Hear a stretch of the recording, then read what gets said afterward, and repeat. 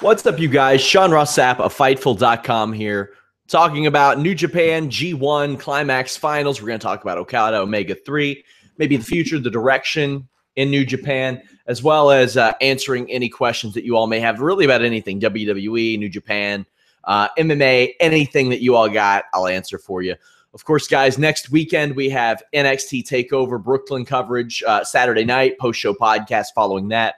Myself, Anna, Alex, the three of us also return the following night for WWE SummerSlam coverage. And, of course, the weekend after Floyd Mayweather versus Conor McGregor. That's going to be a hell of a post-show. It looks like it'll be myself, Showdown Joe, and Carlos Toro, our lead boxing writer. And, of course, this Tuesday, myself and Showdown Joe are going to break down the Conor McGregor, Paulie Malignaggi sparring clip that was released, so to speak. If you all have any questions about that, I will answer that today as well. But I wanted to do this show. Didn't want to advertise it because I wasn't sure, like, at what point I'd be able to do this show. Yesterday was a rare day off for me, and ahead of this really busy time of year, I didn't want to promote a show that I wasn't sure I would be able to do. But here we are, Okada, Omega 3. That was something. I liked it. I liked the psychology of the match, too, because you look at the first match. Both of these went over 30 minutes. In the G1 tournament, you got a 30-minute time limit. So they almost did their match in fast forward. And that was the psychology of the matches that they had to, is because they have been here before. And they've went an hour. And they've went 45 minutes. So both of them knew that despite being a little hurt from this tournament, they were going to have to give everything they had to begin with in order to finish the other person off within 30 minutes. Love that. It gave a great excuse for doing the match at that speed. I really liked it. It was almost like a WWE big match main event, and I'm not saying that's a bad thing, but a lot of times what they'll do is go into finishers immediately. Really enjoyed that. I thought that was pretty cool. I thought that was a good way to kick off that match. I liked the doctor trying to stop the match as well, and that played almost into, not necessarily the doctor, but it played into the next night. I thought this match for 30 minutes was right up there. I really liked it. You're going to hear me say that a lot about this match moving forward, but it was a different style than the other two. And not to say that the other two were slow by any stretch of the imagination, but this one had a different aspect to it because of that time limit. And when you're running a match back so often, like you kind of have to do that. You got to do something a little bit different. And that's what they've done. And in doing so, they've established that Omega can win and that maybe the faster pace favors him. He was finally able to land the one-winged angel in the middle of the ring. Got a win there. But as we saw over the next night, he busted out everything he had. There is probably no better wrestler as it pertains to offense in the world than Kenny Omega, in my opinion. And Okada, I don't know. It's hard to outperform him. Well, I'll say that. I don't want to say hard to outperform him. I mean, it is hard, but not many outperform him in big match situations. He's so good at that. He's so excellent at that. And sometimes that's lost when you're working matches with Tanahashi and you're working matches with Kenny Omega all the time. But I think everybody realizes how great Okada is. But Kenny Omega is really, really grabbing a stranglehold of that best offensive wrestler in the world title. With the doctor trying to stop it, you see almost a little compassion in Kenny Omega's character, and I really like that about him as well, because Omega has gotten really good, especially of late, of setting up matches in the future. He is like Conor McGregor in MMA. If he loses, he's got matches set up. He's got Paulie Malignaggi. If he can box him whenever he wants, he can head back to MMA. He can fight Ferguson, Habib, Nate Diaz, doesn't matter. He could jump up to 170 if he wanted. Kenny Omega has set up matches for himself well into the future. Case in point, he used the Jay Driller, Jay Briscoe's move, on both Okada and Naito. Smart move there, because Jay Briscoe is one of the most protected wrestlers in Ring of Honor history and seamlessly transitions in and out of being a single star, being a tag star. And he's a guy that Ring of Honor doesn't necessarily feel that they're going to lose. He's done a lot of work with New Japan. with Kenny Omega having his visa issues worked out, there are far worse people on that Ring of Honor roster to set something up with for the future than that, because all it takes is him using that J Driller for Jay Briscoe's wild ass to have a reason to be pissed off at him. That's all it takes. So a big fan of that. Enjoyed the match. I'm not doing a notes and analysis piece for this, but I did have people asking me what the rating would have been. I would have put it at probably about an 8.25, an 8.25 for that one. I really liked it. Didn't like the Naito Omega match as much, but I liked it. I just want to say not as much, but I still liked it. That pile driver was scary, man. I was worried then, but they don't give a damn. They don't give a damn. There were a couple scary spots there. That pile driver was horrifying. I don't know if Naito meant to hit the table, if he was just like, man, forget it. I don't care. we're going on the floor, but it was done in a way where Omega more landed on him than in a pile driver position. And that's okay to do when you're falling from a distance or going through a table or anything like that. But I was concerned. I was very concerned. Submit your questions, guys. I'll answer them at the end of this analysis. There were some unbelievable reversals here. They busted all kinds of cool stuff out. Like, I love the spinning Destino. That was really cool. It played off of the night before after that pile driver because you wondered, could Kenny Omega continue? And Naito didn't care. Like, that's the thing about Naito is that over the past year or two, he's had no redeeming qualities. And that has become endearing to some people. That's just the world we live in now. The post spot was disgusting as well, where Naito went into the post almost like with a DDT type of thing. But I don't know if his head hit the post. I think it was more of his shoulder. Omega's Super Hurricane Rana Cell was outstanding. On the top rope, I thought we were going to see a Chris Candido-style super power bomb from Kenny Omega, but he got hit with the Hurricane Rana. He rolled all the way through, hopped up, and sold some more. Like, when you don't oversell everything, overselling something like that looks really, really cool and really fun. Naito wins the match. So he is in line for that title shot at Wrestle Kingdom in January. Now, he'll probably have to defend that, the briefcase or whatever it may be.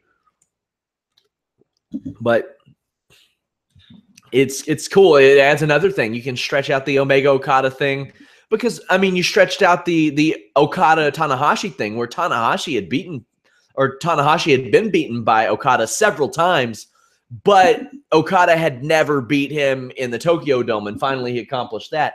That could be another story for Kenny Omega and bring Okada's story full circle as well.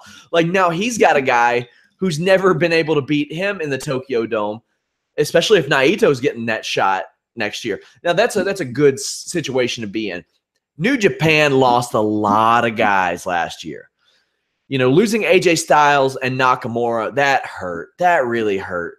But then you even lose some supporting cast like Gallows and Anderson. But it doesn't stop there. They were without Kota Ibushi, too, who they were very, very high on. Having guys like Naito and Omega either have career resurgences or step up in that manner, that's great. And also, you know, they lost Shibata. They lost Hanma in, like I said, as a supporting character, perhaps. They lost him.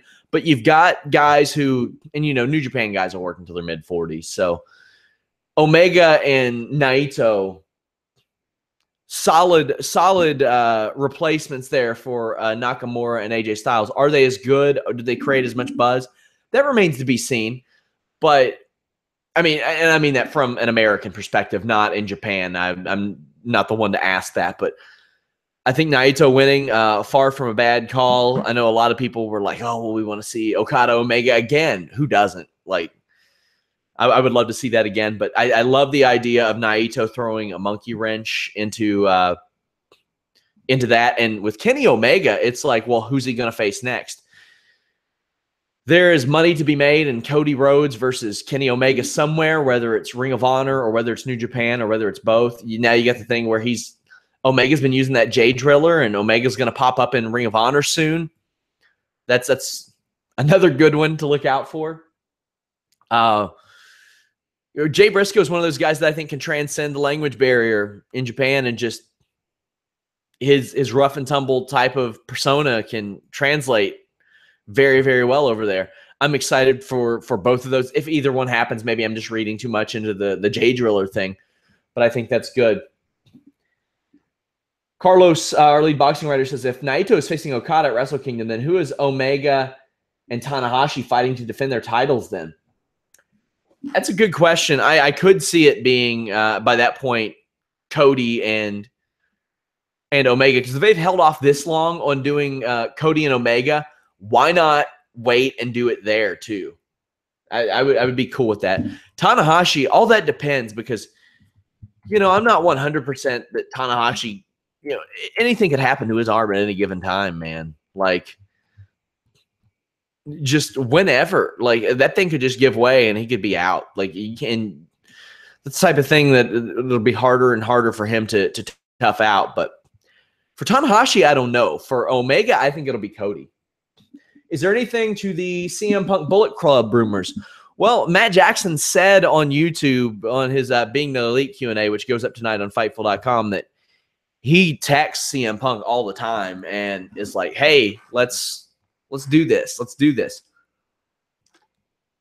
So that he's one of the only guys that he could see making a big difference in pro wrestling if he were to return. So the interest is there. And, CM Punk has said that in interviews before, like years ago.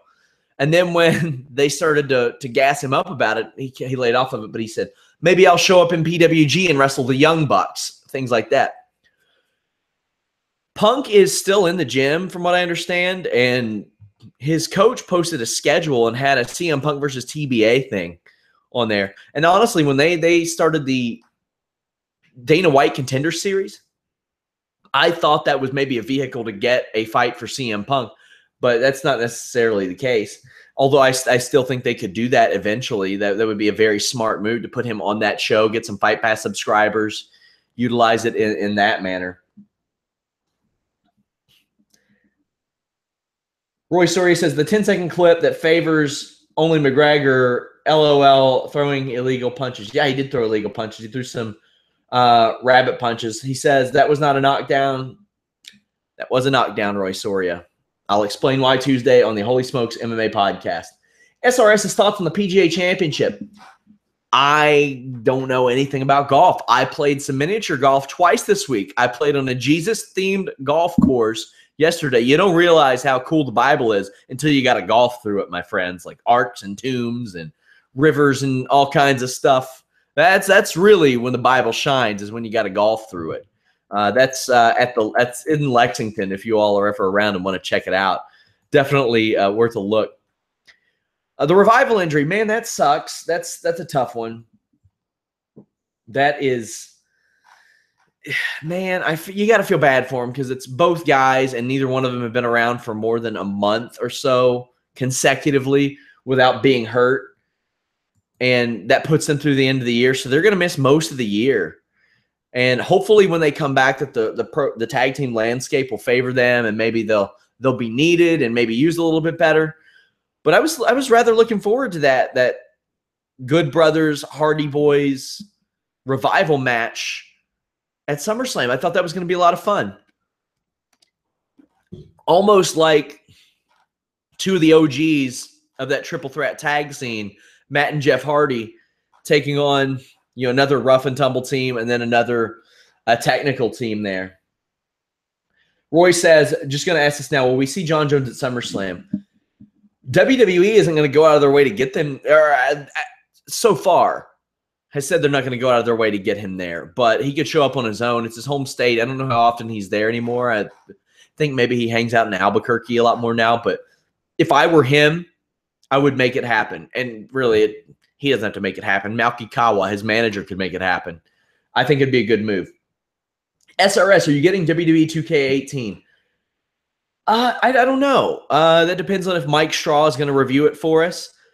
I might not. Every year I get it and think I'll play it, and it's a tax deduction for me, and that's neat. But I never play it once November hits. I'll get Fire Pro when it's out on PS4. I might get it on PC anyway. But I would much rather have Fire Pro than WWE at this point. It seems like WWE and UFC are working side by side as of late. Yeah, there have been situations where it definitely seems like that, Roy. Like Jinder Mahal, he's going to be walking. Gosh, I don't know how to pronounce the guy's name, but it's the first Indian fighter in UFC history to the cage to the structure. He's going to walk the fighter to the structure at UFC 215 next month, which kind of indicates to me maybe Jinder Mahal's holding on to that title because, I mean, they would love to have him walk out with that title over his shoulder.